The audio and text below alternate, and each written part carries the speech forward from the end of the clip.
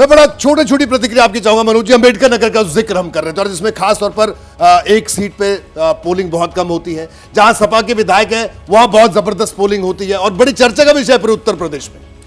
देखिए, बड़ी सीधी सी बात है, कुर्मी वोटर यहां पर बड़ा मायने रखता है।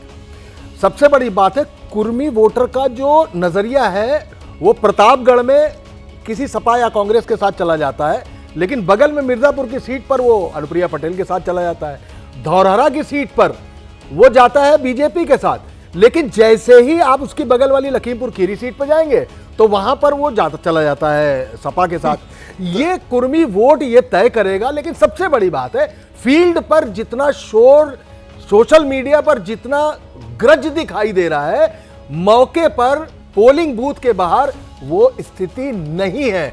मायावती के साथ अखिलेश यादव रहेंगे तो वो गेन करेंगे, और मायावती जब अकेली पड़ जाएंगी तो वो कुछ करेंगी नहीं। वो वोटर कहां जाएगा? अरे 21 में से 11% जाटो वोट है।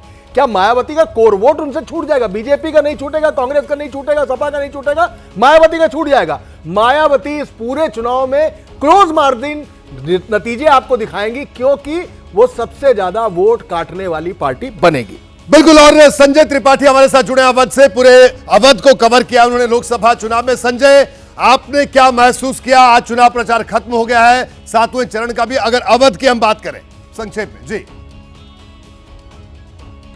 तीन चीज़ों का रोहित सबसे ज़्यादा प्रभाव मुझे यहाँ देखने को मिला है। सबसे पहले तो मोदी का चेहरा है। ज़्यादातर लोग मोदी के चेहरे की बात करते हैं, मोदी के नाम पर वोट देने की बात करते हैं। कुछ अगर सीटों को छोड़ दिया, जैसे कन्नौज की बात करें या अमेठी, रायबरेली या लखनऊ की बात करें, तो यहाँ जो प्रत्याशी हैं वो बड़े कद के हैं। लेकिन अन्य सीटों की अगर देखेंगे तो वहाँ मोदी के चेहरे ने बहुत काम किया है। इसके अलावा दूसरा जो बहुत सारी योजनाएं केंद्र सरकार की ओर चलती हैं गरीब कल्याण की, उनका खासा प्रभाव देखने को मिला। और तीसरा, चूंकि अवध की बात हो रही है, तो मैंने ये महसूस किया है कि अवध में अयोध्या का भरपूर प्रभाव देखने को मिला है। राम मंदिर का निर्माण जिस तरह से हुआ है, भारतीय जनता पार्टी वो पार्टी जो राम मंदिर मुद्दे को लेकर चलने वाली पार्टी है और शून्य से लेकर के शिखर तक पहुंचने वाली पार्टी है राम मंदिर के मुद्दे पर। अब राम मंदिर बन गया है, आपने देखा किस तरह से प्रधानमंत्री उसके शिलान्यास कार्यक्रम से लेकर के प्राण प्रतिष्ठा तक पहुंचे थे।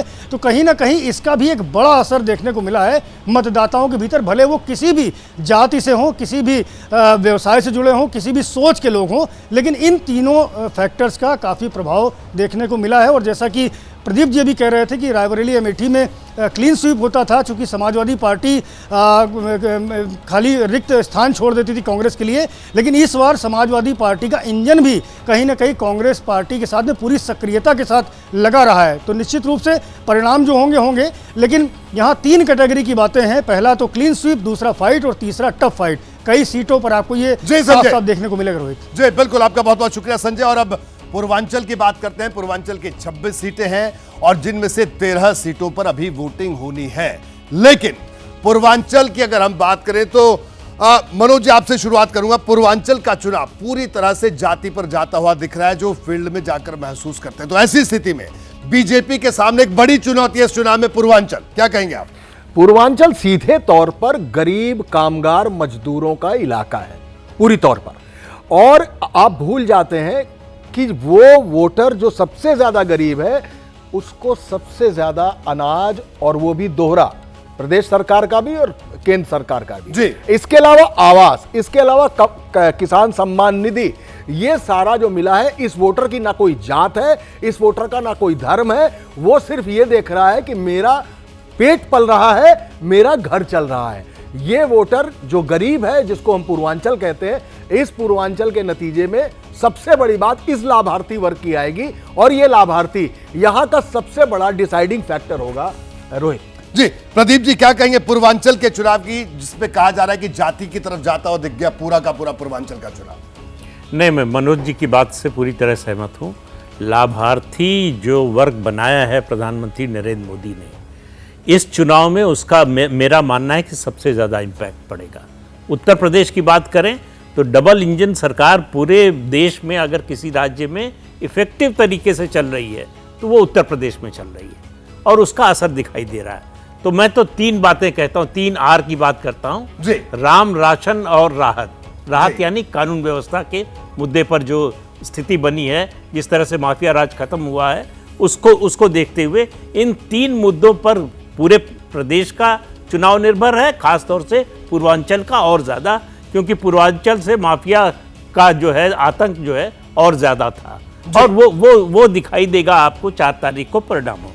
हेमंत तिवारी जी, अगर पूर्वांचल की बात करें, अभी 13 सीटों पर हालांकि अभी मतदान होना, लेकिन जहां पर मतदान हो गया वहां का जो लगातार जो फील्ड से जो ट्रेंड आता रहा, जैसे देखिए राजा भैया इसका समर्थन करेंगे, इसका नहीं, ऐसे छोटे छोटे फैक्टर थे हर दूसरी से तीसरी सीट पर।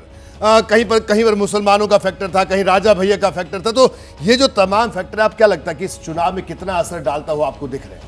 देखिए, ये इन सब बातों का कोई असर मैं देख नहीं पाया। हाँ, एक बात स्वीकार करनी पड़ेगी, और ये जो परिणाम आएंगे उससे परिलक्षित भी होगा। अखिलेश यादव ने 2024 के लोकसभा चुनाव को एक तरीके से ओबीसी वर्सेज अपर कास्ट करने की कोशिश की जी। इसका असर मुझे नहीं लगता है कि वेस्टर्न यूपी में या सेंट्रल यूपी में ज़्यादा रहा। ईस्टर्न यूपी में इसका असर देखने को मिल सकता है, और कुछ कॉन्स्टिट्यूंसीज में मैंने स्वयं महसूस किया है, जा करके देखा है, जहाँ जैसे भी कुर्मी वोटों की बात हुई, कुर्मी वोट शिफ्ट हुए हैं। कुर्मी कैंडिडेट्स भी उन्होंने बहुत ज़्यादा दिया। आपने भी अम्बेडकर नगर का जिक्र किया, अम्बेडकर नगर में 80% से ज़्यादा कुर्मी वोट कहा जा रहा है, बताया जा रहा है कि लालजी वर्मा को मिल रहे हैं, जो समाजवादी पार्टी के कैंडिडेट हैं। इसी तरीके से जौनपुर में भी कुछ कुर्मी वोट शिफ्ट हुए हैं। लेकिन एक सबसे महत्वपूर्ण बात पूर्वांचल के विषय में ज़रूर कहूँगा कि जैसे अभी मायावती के वोट्स की बात हुई, 21 से घट करके 11 तक आ गई। मायावती के अपने उनका जो अपना कोर वोट बैंक है, यानी जो दलित वोटर्स है, उसकी भी शिफ्टिंग हुई है। कुछ जगह बड़ी आश्चर्यजनक शिफ्टिंग देखी गई है। मैं एकदम नमूने के तौर पर चिन्हित करके बता सकता हूँ। कुछ जगह जो गैर जाटव दलित हैं, जैसे पासी जात होती, पासी जात माना जाता था कि भारतीय जनता पार्टी की प्रबल समर्थक रही है पहले से, 2014 के पहले से भी पासी वोट देते रहे हैं भारतीय जनता पार्टी को। लेकिन इस बार पासी वोटों में कई क्षेत्रों में शिफ्टिंग हुई है। हाँ, लेकिन भारतीय जनता पार्टी को फायदा हो, भारतीय जनता पार्टी को जो जाटा वोट है, यानी जो दलित हैं, जिनको हरिजन कहते हैं, हरिजन वोटों का ठीक ठाक फीसद भारतीय जनता पार्टी को पाया। एक तरीके से मामला बैलेंस हो गया, पर ये 2-3 पॉइंट जरूर रिफ्लेक्ट करेंगे 4 तारीख को जब परिणाम आएंगे। प्रोफेसर संजय कुमार जी, क्या कहेंगे आप?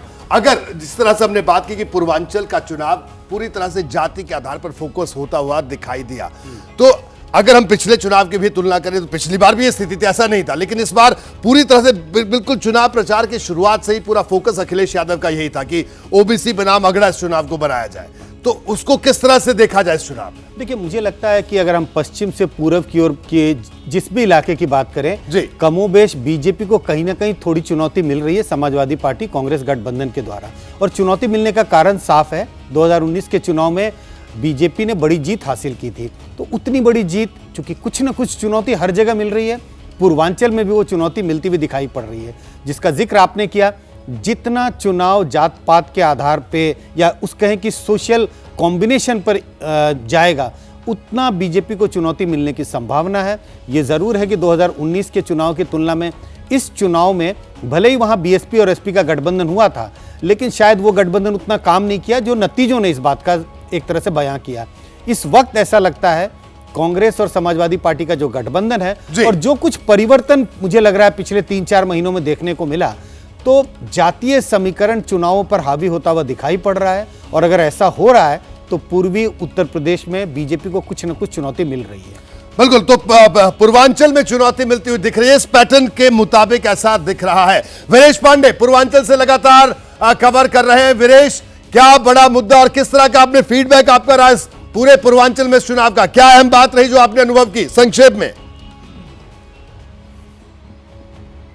देखिए, 2019 और 2024 बता दूं, 2019 में जो सपा के पास था, अखिलेश यादव खुद आजमगढ़ से चुनाव लड़ रहे थे। नोनिया और चौहान बिरादरी की राजनीति करने वाले संजय चौहान के साथ गठबंधन था। ओम प्रकाश राजभर भारतीय जनता पार्टी से नाराज होकर अखिलेश यादव के साथ थे। मुख्तार अंसारी थे 19 में, इसलिए 5 सीटें विपक्ष जीती थी और 3 पर बड़ी कठिन मुकाबला था। 24 में आते हैं, अब क्या नहीं है, बसपा का गठबंधन नहीं है, कांग्रेस जो बहुत कमजोर है उससे गठबंधन है। अब मुख्तार नहीं है, अब नारद राय नहीं है, अंबिका चौधरी बहुत सक्षम नहीं है, अब धनंजय नहीं है, अब राजा भैया भी 7वें चरण में न्यूट्रल होकर भाजपा के साथ आ गए हैं। अब अभय सिंह भी उधर से अपना दबाव डाल रहे हैं। और ऐसे में जो अमित शाह का मैकेनिज्म है वो लगातार कील काटे जिस तरीके से उन्होंने 24 में दुरुस्त किया है और जगह जगह लोगों को लाया है, वो उसका इंपैक्ट देखने को पूर्वांचल की सीटों में मिलेगा। बिल्कुल नहीं होने का ये जो तमाम फैक्टर विनेश आपने बताया, मैं आपको रोकूंगा माफी के साथ, आपका बहुत बहुत शुक्रिया। लेकिन बड़ी दिलचस्प बात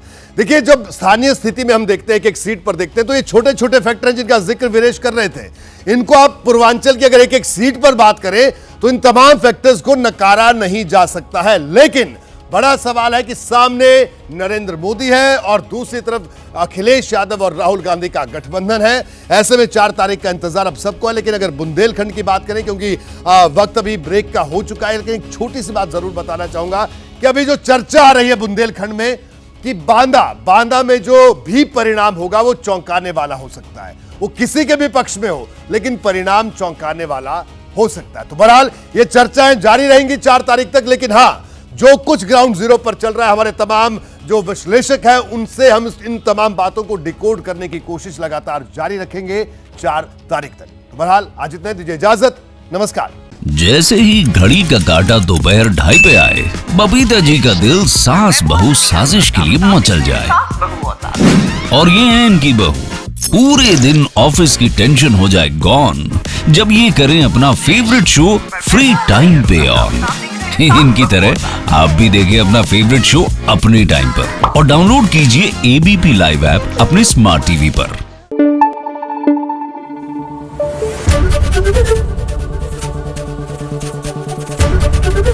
एबीपी न्यूज आपको रखे आगे।